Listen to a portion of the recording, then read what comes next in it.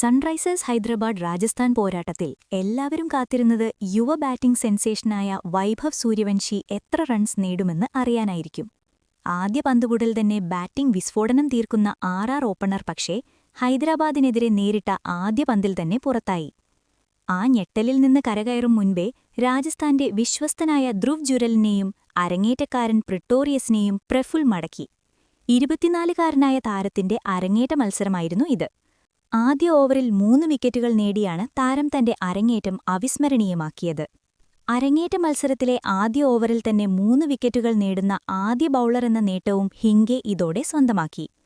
തൊട്ടടുത്ത ഓവറിൽ രാജസ്ഥാൻ നായകൻ റിയാൻ പരാഗിനെയും പുറത്താക്കി 4 വിക്കറ്റുകളാണ് പ്രഫുൽ സ്വന്തമാക്കിയത്. രാജസ്ഥാന്റെ മുൻനിരയെ എറിഞ്ഞു തകർത്ത പ്രഫുൽ തന്നെയായിരുന്നു മത്സരത്തിന്റെ താരം. ആരാണ് പ്രഫുൽ ഹിംഗെ? ആഭ്യന്തര ക്രിക്കറ്റിൽ വിദർഭയ്ക്കായി കളിക്കുന്ന പ്രഫുൽ ഹിംഗെ റെഡ് ബോളിൽ തന്റെ പ്രകടനങ്ങൾ കൊണ്ട് ശ്രദ്ധ നേടിയ താരമാണ്. 10 ഫസ്റ്റ് ക്ലാസ് മത്സരങ്ങളിൽ നിന്ന് 27 വിക്കറ്റുകൾ സ്വന്തമാക്കിയിട്ടുള്ള പ്രഫുൽ T20 ക്രിക്കറ്റിലേക്ക് ചുവടുവെച്ചത് അടുത്തിടെയാണ്. 2025 താരലേലത്തിൽ ബാക്കപ്പ് ഓപ്ഷനായി 30 ലക്ഷം രൂപയ്ക്കായിരുന്നു താരത്തെ ഹൈദരാബാദ് സ്വന്തമാക്കിയത്.